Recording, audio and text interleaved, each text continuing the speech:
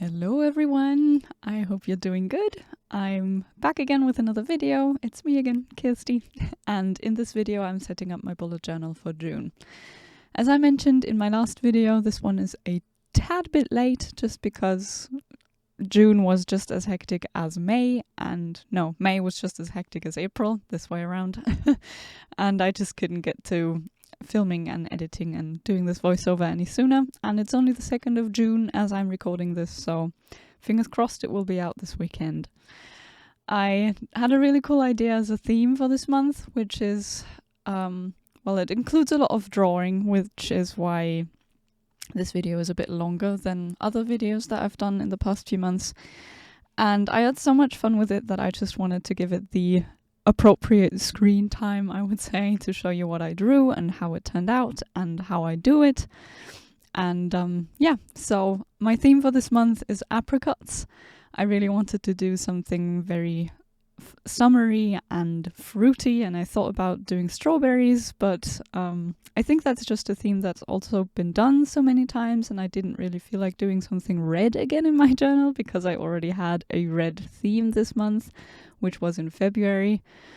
And so, I don't know, I really liked eating apricots these past few weeks, and I felt like I could do that as a theme, and the orange would be a very nice poppy color for June as well.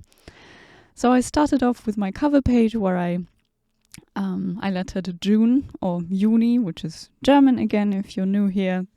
I'm actually from Austria. I live in Germany, and so my mother tongue is German, but I love English. I studied English, and so I keep doing my voiceovers in English just because I also feel like there's a bit more of an audience in English than it is in German for bullet journaling especially.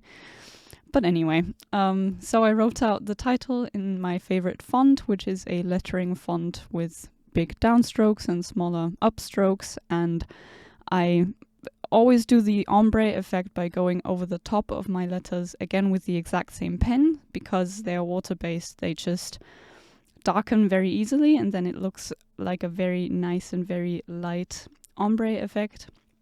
And then I outlined everything with my go-to ballpoint pen. I don't tend to use that many fine liners that much, just because I write most of my things in my journal with my ballpoint pen, and it's a beautiful ballpoint pen at that, and so I tend to use it for all of my line work lots of the time. And yeah, so I outlined everything and then added this little drop shadow kind of thing. I didn't use a grey brush pen for that, but used the hollow outline of a drop shadow, if that makes any sense. I think you can see what I'm talking about in all of the close-ups anyway.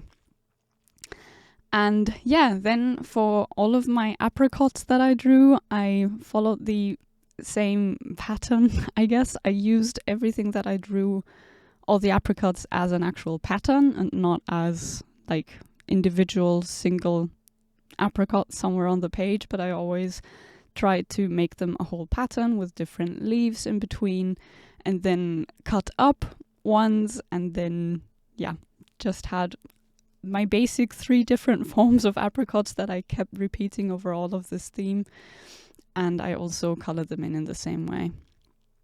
I drew everything out in pencil beforehand. I always do that just to know where everything should be going, and I left out this complete stripe in the middle for my June title, and then also had a border around everywhere, so that and I tried to place all of the apricots and the leaves in a way that shows that there's supposed to be a gap, and that is where the pattern ends.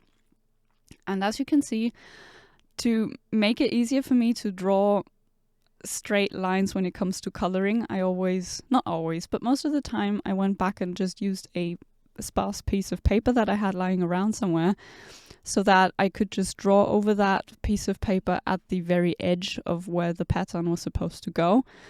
And then this way, when I removed the piece of paper later on, it would just have a very crisp, nice edge.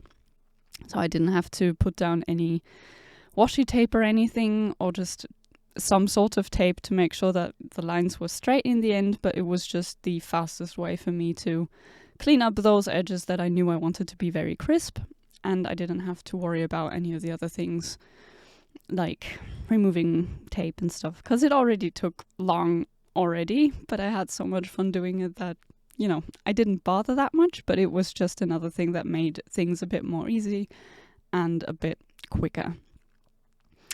I always did some shading to everything that I drew. I think it's easier for you to just watch what I'm doing.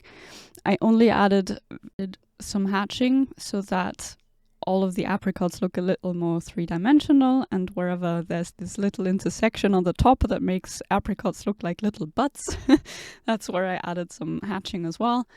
And then for all of those apricots that are opened up and where you can see the kernel, I went over with lots of more hatching, and then also with a sand-colored Tombow dual brush pen so that it looked a bit more like a kernel. And for all of those that are just little, like very tiny pieces of an apricot, I just added this sort of hollow, elongated oval to indicate that that is the place where the kernel used to be, but it's not there anymore. And so you can still see that there's this very particular shape to a piece of an apricot. And yeah, so that is everything for my cover page. As I said, I took so much time to draw this month just because I didn't want to care about filming or anything, and I just really wanted to have fun with drawing and doing the setup, because it was so relaxing and so nice to just to sit down and just draw fruits. So that's why we took like a third of this whole video for only my cover page. But essentially everything that I did up until now will only repeat for the rest of the setup, and you're going to see that in a minute. I continued on with my calendar spread, where I changed things up a slight bit again. You're going to see that in a second. I started off with the title on the top, which I wrote again in the exact same way that I did on my cover spread, except that all around the title itself, I already added the pattern in this squared out shape on the top and made that spread over the whole space where the calendar would be underneath.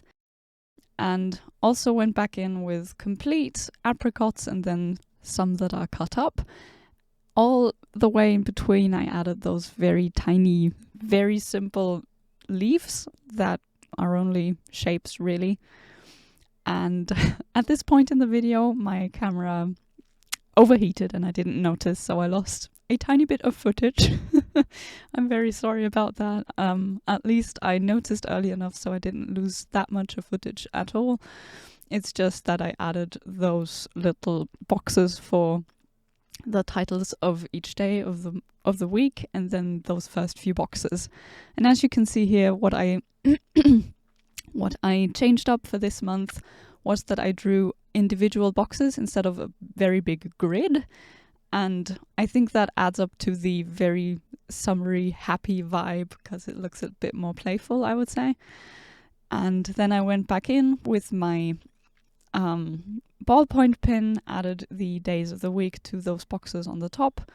As you could see, I always started off with writing out the first and the last letter on each side of each box, and then added the other the other letters in the middle as I went, so that they would really be centered as well as possible. And then I went back with the felt tip of my Tombow dual brush pen to write in the days of the month into each box. And I think that tied in very nicely with the colors of the apricots, and I don't know, I think it was a fun idea, and as I said, I think it has this more playful vibe to it with having individual boxes instead of just a very regular grid. And yeah, I really like the look of that, and I hope you enjoy it too. On to my trackers spread. I always have the same 3 trackers that I use every single month because they really help me organize my day and my day-to-day life. I started off with my habits tracker on the left page of this spread, and I wrote out my habits title in the exact same font or writing that I did for the others, and wrote everything in lowercase letters because I think it looks cuter, and then went back in with the pattern all around it. I sped it up quite a bit at this point just because it's very repetitive, and essentially I did the exact same thing on every single page. And yeah, as a backdrop to everything of the titles, I just added these little boxes full of apricot patterns. As you can see, I also always added lots of more shadow to the middle of those apricots that I cut up, so that you can really see that it's going darker towards the center and towards where the kernel is. And that really makes for this a bit more, it's not a 3D effect, but it does make it look more realistic, I would say. Then onto my actual habits tracker, I added those little outlines of each of the month for each habit that I want to track. It's essentially the same that I do every month.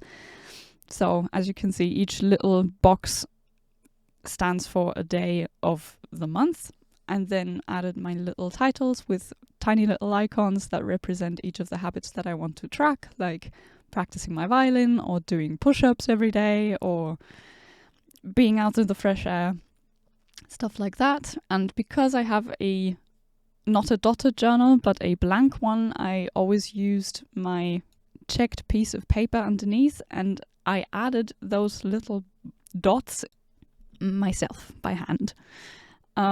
This way I don't have to put in my checked piece of paper underneath every single time I want to add a habit or a dot to that specific day where I did something, but instead I can rely on having an actual dot grid, which I made myself. And I guess that's a trick for all of those of you who maybe don't have a bullet journal yourself or a dotted journal yourself, but a blank one as I do, is to add the dot grid yourself, not on the whole page and everywhere, but maybe for certain aspects where you know you're going to need some sort of guideline. And this way you have your own little dot grid instead of relying on nothing, because blank pages are blank. And then onto my sleep and mood tracker, which is essentially just two very giant boxes and the same little pattern and title on the top. And there is really nothing more to say to that. At the end of the month, I have a very nice overview of how much I slept each night and how my mood was. The mood tracker is usually just a very nice line graph at the end. And the sleep tracker is a bar graph, I think. I hope I'm using the right terminology here. Anywho, on to my next spread, which is my notes spread. As I've mentioned in the past, I use this as my brain dump, or just the space during the month where I can add whatever comes to my mind, whatever it is. It's not a space where I add collections or anything, but just ideas that pop into my head, a quote that I read somewhere, little receipts of things that I want to remember, because I do use my journal mostly as a diary. So that is really the space that ends up looking completely different for each single month. And to both of those pages, I added my little notes title and also just added the little backdrop of little apricots. And as you can see, they're always the same. There's always complete apricots. There's the ones that are cut up in the middle and the ones that are cut up into more different pieces where you can only see the little space where the kernel used to be.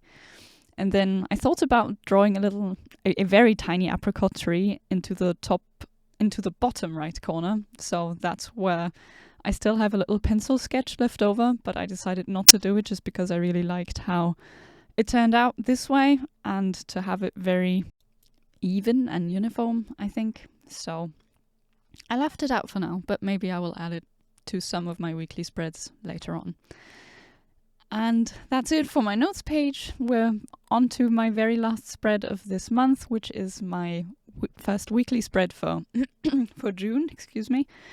And as for all of the others, I added the exact same title where that says week 22 in German, and added the little backdrop of an apricot pattern. And the rest of the spread is fairly simple because I only wrote out all of the titles with the felt tip of my orange dual brush pen. And added this little line between the left side of the spread and the right side of the spread. The right side is for all of the things I have to get done on a daily basis, where there are tasks that I need to get done on a Wednesday or a Sunday. And then on the left hand side, I have a little tiny calendar that you can see right now, with a little triangle that indicates what week we are on. And then, because I had so much fun drawing apricots, as I mentioned, I also added a very big one to the bottom left corner of the spread.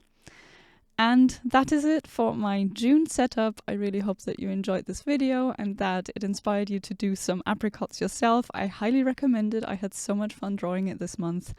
I hope that you enjoyed this video, as I said, and that you will be there for my next one. If you want to be notified when I post something new, then please subscribe to my channel and please give this video a like if you enjoyed it. I hope to see you in my next one. Bye bye.